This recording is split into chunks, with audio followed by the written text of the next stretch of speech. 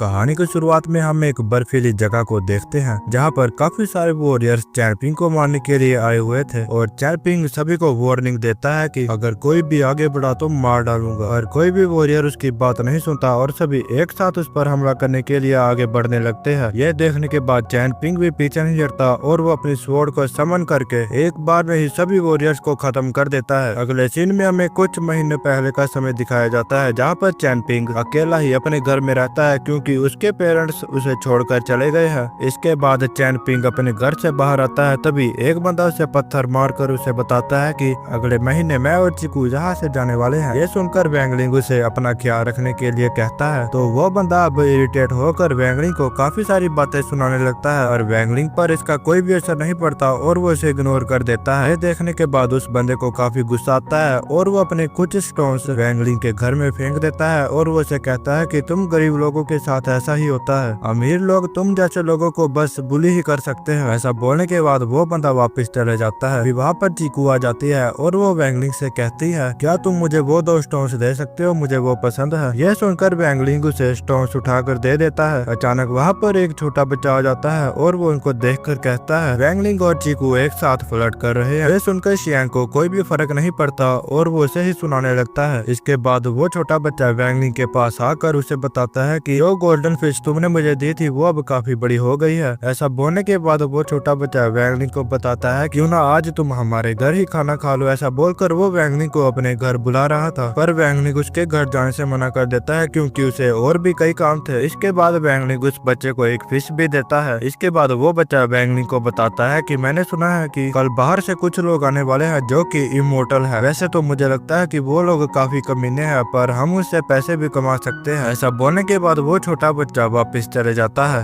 अगले दिन कुछ लोग बाहर से उनके टाउन में आते हैं पर वहाँ पर एंट्री गेट पर एक तरह का स्पेल लगा हुआ था जिस कारण सभी को वहाँ पर ही रुकना पड़ता है। फिर वहाँ पर एक बंदा आकर गेट को खोलता है और अंदर आने के लिए सभी से पैसे लेता है। को देखने के बाद चैंपिंग को भी कुछ समझ नहीं आ रहा था और कुछ लोग तो उसे गाली देकर भी जाते हैं। उसके बाद वो बंदा चैंपिंग के पास आता है और वो उसे बताता है कि वो लोग तुम्हारे सुंदर थोबड़े की तारीफ कर रहे थे पर चैंपिंग को पता था कि वो लोग उसकी बेइज्जती कर रहे हैं। इसके बाद वो बंदा चैंपिंग को कुछ लेटर्स देता है जिससे कि वो डिलीवर करेगा और चैंपिंग को इस काम के काफी कम पैसे मिलते हैं। अगले सीन में हम बाहर के एक बुढ़े बंदे को देखते हैं जो कि अंदर आकर सभी को एक स्टोरी सुना रहा था। 3000 साल पहले एक इमोर्टल बंदे ने एक काफी पावरफुल स्वॉर्ड बनाई जो कि इस दुनिया का सबसे ज्यादा खतरनाक वेपन था और वो बंदा इसी स्वॉर्ड का इस्तेमाल करके एक काफी खतरनाक ड्रैगन के साथ फाइट कर रहा पर वो इमोर्टल फाइट नहीं जीत पाता क्योंकि ड्रैगन भी काफी ज्यादा पावरफुल था और ये फाइट 1000 साल तक चली। और मैं अब लास्ट फाइट के बारे में बताऊंगा जहाँ पर वो बंदा इमोर्टल उस पर काफी खतरनाक हमला करके लगातार उसे घायल करने की कोशिश करने लगता है और ऐसा वो तब तक करता है जब तक ड्रैगन घायल ना हो जाए। और अगर 3000 साल पहले मैं वहाँ पर होता तो उस फाइट को अपनी आंखों से देख पाता। यह सुनने के बाद वही छोटू जो कि चैंपिंग का दोस्त है वो बुढ़े बंदे को कहता है कि क्या वो ड्रैगन मरा या नहीं। यह सुनकर बुढ़ा उसे बताता है कि वो ड्रैगन तो मर गया पर वो हमारी दुनिया में आकर गिरा और मरने से पहले उसने अपने 5 एलिमेंट ड्रैगन्स को जन्म दिया जिनकी पावर्स कल्टीवेशन के ग्रेड 5 तक भी पहुंचा सकती है और किसी 5 कल्टीवेटर्स को इसकी 5 पावर्स भी मिली थी और वो कल्टीवेटर्स कौन है ये अब तक पता नहीं चल पाया। यह सुनने के बाद वहाँ पर जो लोग बुढ़े आदमी की कहानी सुन रहे थे वो काफी ज्यादा इरिटेट हो जाते हैं क्योंकि उन लोगों को लगता था कि बुढ़ा बंदा उनको एक झूठी कहानी सुना रहा है और सभी लोग वहाँ से चले जाते हैं। पर छोटू बच्चा वहाँ पर अभी भी बुढ़े आदमी के पास रुका हुआ था क्योंकि वो पूरी कहानी सुनना चाहता था। ये जाने के बाद बुढ़ा बंदा छोटू को कहता है कि मैंने सुना है कि इस टाउन में एक एंशिएंट बेल है और अगर तुम मुझे उस बेल के पास लेकर चले जाओगे तो मैं तुम्हें पूरी कहानी सुनाऊंगा और मेरे इस बॉल में कुछ स्पेशल पावर्स भी है, अगर तुम चाहो तो तुम इसे देख सकते हो। अगले सीन में हम चैंपिंग को देखते हैं जो कि लेटर्स बांट रहा था और बांटते हुए वो एक स्कूल में भी चले जाता है जहाँ पर मिस्टर जी चैंग सभी को पढ़ा रहा था। तभी उसकी नजर चैंपिंग पर पड़ती है जो कि उसके लिए लेटर लेकर आया हुआ था। चैंपिंग को देखकर पर मिस्टर शैंग बाहर जाकर चैंपिंग से लेटर लेता है और वो उसे बताता है कि इस दिन तुम फ्री हो तो तुम यहाँ पर आकर अपनी पढ़ाई कर सकते हो। ये सुनकर चैंपिंग कुछ भी नहीं बोलता और वो उसे ग्रीड करके वहाँ से चले जाता है। और जब वो अपने घर जा रहा था उसे रास्ते में एक गोल्डन फिश मिलती है जिसे वो खरीदना चाहता था, पर उसके पास काफी कम पैसे थे, जिस कारण वो बंदा उसे कम पैसों में ही गोल्डन फिश देने के लिए तैयार हो जाता है। तभी वहाँ पर एक फॉरेनर आकर उस फिश को ज्यादा पैसे देकर खरीद लेता है और वो चैंपिंग को भी पैसे देता है, क्योंकि उससे पहले चैंपिंग ने गोल्डन फिश खरीद ली थी। चैंपिंग को ना चाहते हुए भी उसके पैसे अपने पास रखने पड़ते हैं और बाद में फॉरेनर का सर्वेंट उसे कहता है अगर ये फिश गोल्डन ड्रैगन बन गई तो ये काफी ज्यादा अच्छी बात है। और वही चैंपिंग को एक बंदा बताता है कि जो गोल्डन फिश तुम खरीदने वाले थे वो एक गोल्डन ड्रैगन भी बन सकती थी। और वो बंदा चैंपिंग को कहता है कि मेरे पास एक ऐसी नॉलेज है जो कि फ्यूचर भी देख सकती है और अगर तुम चाहो तो मैं तुम्हारे लिए तुम्हारे एंसेस्टर्स की प्रे भी कर सकता हूँ, जिस कारण तुम्हारी लाइफ काफी अच्छी हो जाएगी और तुम गरीबी से निकल जाओगे। और अगर तुम्हारे एंसेस्टर्स खुश हो गए तो तुम एक अमीर बंदे भी बन सकते हो। मैं तुम्हारे अंदर एक ईवल स्पिरिट को भी महसूस कर पा रहा हूँ और उसे निकालने के लिए तुम्हें मुझे और ज्यादा पैसा देना पड़ेगा। पर वैंगलिंग के पास सिर्फ 5 कॉइन ही थे, जिस कारण वो उसे अपनी फैमिली के लिए तालिस्मान लिखने के लिए बोलता है। के बाद वो वहाँ से चले जाता है और वही दूसरी तरफ बूढ़ा बंदा और छोटू एक जगह पर आ जाते हैं। वहाँ पर उन्हें कोई भी एंशिएंट बेल नहीं मिलती। बूढ़े बंदे को महसूस होता है कि जो गोल्डन फिश छोटू बच्चे के पास है वो बड़ी होकर एक गोल्डन ड्रैगन भी बन सकती है। तभी छोटू बच्चा उसे गालियां देने लगता है क्योंकि बूढ़ा बंदा उसे कहानी नहीं सुना रहा था। तो वो बूढ़ा बंदा उसे पूछता है कि ये गोल्डन फिश तुम्हें कहाँ से मिली है, जिस पर छोटू उसे बताता है कि ये फिश तो मुझे चैंपिंग ने दी है, जो कि मेरा एक काफी अच्छा दोस्त भी है। यह सुनने के बाद बूढ़ा बंदा छोटू को अपना बोल दिखाने लगता है, जिसके अंदर देखने के बाद वो बच्चे को एक काफी ज्यादा डरावना विजन दिखाता है, जिसमें उसके टाउन में काफी ज्यादा पानी की बाढ़ आ गई है, जिस कारण पूरा टाउन अब खत्म हो गया है। यह देखने के बाद छोटू काफी ज्यादा डर जाता है और वो बाहर से भाग जाता है। और अब बूढ़ा बंदा डिसाइड करता है कि वो उस छोटे बच्चे को अपना डिसिपल बनाएगा और उससे पहले उसे छोटू का दोस्त चैंपिंग को मारना होगा। और वही दूसरी तरफ हम और 2 न्यू ट्रेडर्स को देखते हैं जो कि यहाँ पर बाहर से आकर अपने लिए खजाना ढूंढते हैं। तभी उनकी नजर चैंपिंग पर पड़ती है और वो दोनों चैंपिंग के पास जाने लगते हैं। तभी वो बुढ़ा बंदा चैंपिंग के ऊपर एक स्पेल कास्ट कर देता है, जिस कारण चैंपिंग को काफी ज्यादा दर्द होने लगती है। और वो बुढ़ा बंदा अपने बॉल के अंदर सब कुछ देख रहा था। फिर वो दोनों फॉरेनर्स चैंपिंग के पास आ जाते हैं और वो उसे कहते हैं क्या तुम हमें गू और जिंक्सी के साथ मिला सकते हो, और अगर तुम हमें बता दो कि वो दोनों कहाँ पर रहते हैं तो हम तुम्हें काफी ज्यादा ट्रेजर देंगे। और वो उसे एक जेड पेंडेंट देने के लिए भी तैयार हो जाते हैं। पर चैंपिंग उनको कुछ भी नहीं बताता क्योंकि वो उन पर बिल्कुल भरोसा नहीं करता था। तभी वहाँ पर सोंग जिंक्सी आ जाता है और वो पूछता है कि तुम दोनों मुझे क्यों ढूंढ रहे हो। तो दोनों फॉरेनर्स उसके साथ बातें करने लगते हैं। तभी एक लड़की का पैर गोबर पर पड़ जाता है, जिस कारण जिसकी उसका काफी ज्यादा मजाक उड़ाता है। यह देखने के बाद लड़की को काफी गुस्सा आ जाता है और वो लड़की अपना गुस्सा चैंपिंग के ऊपर उतारने वाली थी। तभी वो बंदा उस लड़की को रोककर उससे बताता है कि अगर तुम इसे मार दोगी तो ये हमारे सेक्ट के रूल के खिलाफ होगा, जिस कारण हम दोनों को पनिश किया जाएगा। ये सुनकर वो लड़की रुक जाती है। तभी बुढ़ा बंदा अपने मैजिक का यूज करके चैंपिंग को कंट्रोल करने लगता है और वो सीधा लड़की के साथ फ्लर्ट करने लगता है। ये देखने के बाद लड़की को काफी ज्यादा गुस्सा आ जाता है और वो एक काफी पावरफुल हमले से चैंपिंग के ऊपर हमला कर देती है, जिस कारण चैंपिंग का मोटर ब्लिज टूट जाता है और उसके मुंह से भी खून निकलने लगता है और वो बेहोश हो जाता है। वही दूसरी तरफ हम मास्टर जी शांग को देखते हैं जो कि एक लेटर पढ़कर एक जगह पर रुक जाता है। तभी उसे काफी खतरनाक विजन आते हैं जिसमें उसका पूरा टाउन डिस्ट्रॉय हो जाता है। ये विजन देखने के बाद मास्टर जी शांग को समझ आ जाती है कि उसका टाउन अब मुसीबत में है।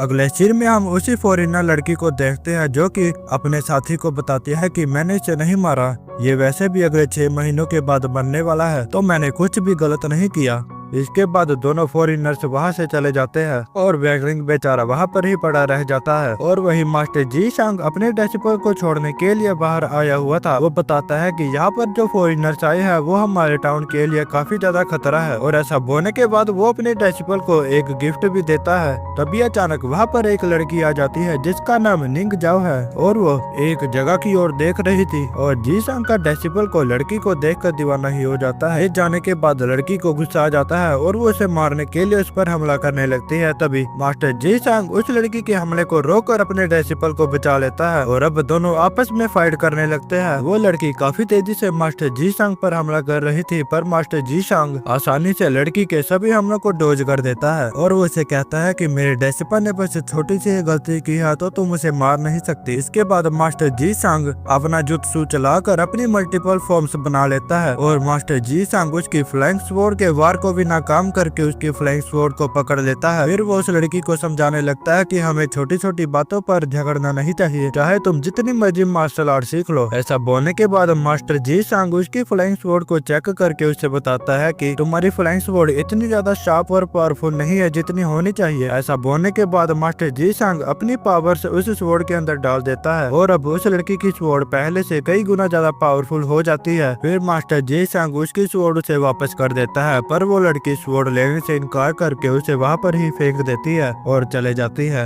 इसके बाद वो लड़की उसी टाउन के अंदर घूमने लगती है। तभी उसके सामने वही फॉरेनर्स आ जाते हैं जिन्होंने चैंपिंग की गोल्डन फिश खरीद ली थी और उसका सर्वेंट निंगजाओ पर काफी शक करता है कि वो उसके मास्टर पर हमला कर सकती है। अचानक वहाँ पर उन पर एक बंदा चाकू से हमला कर देता है। ये देखकर उसके सर्वेंट को लगता है कि ये हमला जरूर निंगजाओ ने किया होगा। ये सोचने के बाद वो सीधा निंगजाओ पर हमला कर देता है। तभी अचानक वहाँ पर एक बंदा थर्ड पार्टी करके गाओजैन के ऊपर हमला कर देता है, पर निंग उसे बचा लेती है। ये देखने के बाद गाओजैन उससे काफी ज्यादा इम्प्रेस होकर उसे बताता है कि क्या तुम हमारे सेक्ट के अंदर काम करना चाहोगी। ऐसा बोलने के बाद वो उसे अपना गिफ्ट भी दे देता है, पर निंगजाओ वो गिफ्ट नहीं लेती और वो वहाँ से जाने लगती है। तभी गाओजैन का सर्वेंट फिर से उसके ऊपर हमला कर देता है और वो उसे मारने ही वाला था। तभी निंगजाओ की फ्लाइंग स्वॉर्ड आकर उसे बचा लेती है, जिस कारण निंगजाओ को वहाँ से भागने का मौका मिल जाता है। और ये वही स्वॉर्ड थी जिसके अंदर मास्टर जी सांग ने अपनी पावर्स डाली थी, जिसको लेने से निंगजाओ ने इनकार कर दिया था। निंगजाओ के भागने के बाद गाओजैन अपने सर्वेंट पर काफी गुस्सा होता है क्योंकि वो निंगजाओ को अपने सेक्ट के अंदर लेकर जाना चाहता था। तभी अचानक दोनों को मास्टर जी सांग की आवाज सुनाई देती है और वो उनको बताता है कि लगता है तुम दोनों के अंदर फाइट करने के काफी ज्यादा जुनून है, क्यों ना मैं भी आकर तुम्हारे साथ फाइट करूं। ये सुनने के बाद गाओजैन और उसका सर्वेंट काफी ज्यादा डर जाते हैं और वो माफी मांगने लगते हैं। गाओजैन तो मास्टर जी सांग को भी ऑफर देता है कि वो उसके सेक्टर में आकर काम करे, पर मास्टर जी सांग दोनों को वार्निंग देने लगता है कि अगर फिर से वो यहाँ पर आए तो वो उनको मार डालेगा। अगले सीन में हम चैंपिंग को देखते हैं जो कि एक सपने में फंसा हुआ था, जहाँ पर उसके फादर उसे छोड़कर चले जाते हैं, जिस कारण चैंपिंग को ही अपनी माँ का ख्याल रखना पड़ता है। और ऐसे ही अकेले गरीबी में रहते हुए चैंपिंग को काफी ज्यादा बुली भी किया जाता था। तभी चैंपिंग को अपने सपने के अंदर अपनी माँ की आवाज सुनाई देती है, जिससे सुनने के बाद चैंपिंग की आंख खुल जाती है। तभी वैंगलिंग का वहाँ पर छोटू दोस्त आ जाता है और वो उसे कहता है वो बुढ़ा बंदा काफी ज्यादा कमीना बंदा है। जब मैंने उसके बॉल के अंदर देखा तो हमारा टाउन पूरी तरह से डिस्ट्रॉय हो गया था। उसने मुझे काफी खतरनाक विजन्स दिखाए हैं। ये सारी बातें सुनने के बाद चैंपिंग डिसाइड करता है कि वो बुढ़े बंदे के साथ बात करेगा। दूसरी तरफ हम बुढ़े बंदे को देखते हैं जो कि एक लड़की के साथ बहस कर रहा था, क्योंकि वो दोनों चाहते थे कि वो छोटू बच्चा उनका डिसिपल बने और बुढ़ा बंदा उस छोटे बच्चे को अपना डिसिपल बनाना चाहता था और वो लड़की उसे अपना डिसिपल बनाना चाहती थी और दोनों एक दूसरे से काफी ज्यादा गुस्सा हो जाते हैं। तभी बुढ़े बंदे को काफी ज्यादा गुस्सा आ जाता है और वो अपनी पावर का यूज करके उस लड़की को काफी ज्यादा खतरनाक और डरावने विजन्स दिखाने लगता है, जो देखने के बाद लड़की की हालत खराब हो जाती है और वो डर कर वहाँ से भाग जाती है। उसके जाने के बाद वहाँ पर चैंपिंग और छोटू आ जाते हैं। छोटू जूस आने तो अपने फेस को भी छिपाया हुआ था क्योंकि वो बुढ़े बंदे से काफी ज्यादा डरने लगा है। फिर चैंपिंग बुढ़े बंदे को कहता है आपने इस बच्चे को तो अपना डिसिपल बनाने के लिए पूरी तरह से डिसाइड कर लिया है, पर इसमें इस बच्चे की भी मर्जी होनी चाहिए और ये बच्चा ही डिसाइड करेगा कि वो किसका डिसिपल बनेगा। तभी वहाँ पर छोटू की माँ आकर चैंपिंग को कहती है जूसान वैसे भी किसी काम का नहीं है और अगर वो इनका डिसिपल बन जाएगा तो वो काफी ज्यादा अच्छा हो जाएगा और उसका फ्यूचर भी काफी ज्यादा ब्राइट हो पाएगा। ऐसा बोलकर वो चैंपिंग को समझाती है तो चैंपिंग भी उनकी बात मानकर जूसान को समझाने लगता है कि इसमें उसका कोई भी नुकसान नहीं होगा बल्कि उसका फ्यूचर ब्राइट हो पाएगा। चैंपिंग के समझाने के बाद छोटू बच्चा उसका डिसिपल बनने के लिए तैयार हो जाता है। इसके बाद चैंपिंग वहाँ से चले जाता है और उसके जाने के बाद छोटू बच्चे को काफी तंग किया किया जाता है और इस बार तो वो बुढ़ा बंदा छोटू बच्चे को अपने वॉल के अंदर ही कैद कर लेता है। फिर बुढ़ा बंदा जू सांग की मॉम से चैनपिंग की डेट ऑफ बर्थ चेक करता है, जिसे जानने के बाद वो उसे बताता है कि तुम्हारे बेटे की जगह चैनपिंग को मेरा डेसिपर बनना चाहिए था, पर जू सांग की माँ अपने बेटे की फ्यूचर के लिए चैनपिंग का मौका छीन लेती है। फिर वो बुढ़ा जिमा एक इवल तालिस्मान क्रिएट करता है और उसे सीधा चैनपिंग के ऊपर छोड़ देता है। चैनपिंग के घर में कोई आया हुआ था और उस बंदे से चैनपिंग का बेड टूट जाता है, जो देखने के बाद चैनपिंग काफी ज्यादा दुखी हो जाता है। तभी अचानक चैनपिंग के सीने में काफी ज्यादा दर्द होने लगती है, क्योंकि जिक्सी ने उसका मोटर ब्रिज को तोड़ दिया था। उस बंदे को तो लग रहा था कि चैनपिंग की ये हालत इसलिए हुई है क्योंकि उसने उसका बेड तोड़ दिया है। फिर वो बंदा वहाँ से चले जाता है। बाहर जाकर वो एक लड़की को काफी बुरी नजरों से देखने लगता है, जो जाने के बाद वो लड़की उसे काफी बुरी तरह मारकर भगा देती है। और वही दूसरी तरफ हम मिंग चैन को देखते हैं, जो कि बताता है कि वो दूसरों का फ्यूचर देख सकता है। तभी अचानक उसके पास निंग जाओ आ जाती है, जो कि काफी ज्यादा जख्मी थी। जैसे ही वो मिंग चैन को टच करती है, तभी मिंग चैन को उसके काफी ज्यादा डरावने विजन्स आ जाते हैं, जिसमें वो उस लड़की की फाइट को देख पा रहा था जिस फाइट में वो जख्मी हुई थी। मिंग चैन उस लड़की को ऐसा ही बुरी हालत में छोड़कर जाने का डिसाइड करता है, पर तभी उस लड़की की फ्लाइंग स्वॉर्ड आकर उसके रास्ते को रोक देती है, जिससे डर कर मिंग जाओ को मजबूरी में आकर उसकी मदद करनी पड़ती है। इसके बाद वो लूकस लीफ का इस्तेमाल करके उस लड़की की कल्टीवेशन को सेव कर देता है। मिंग चैन अपनी पावर का इस्तेमाल करके वहाँ पर जो घर थे उन सभी से पूछता है कि वो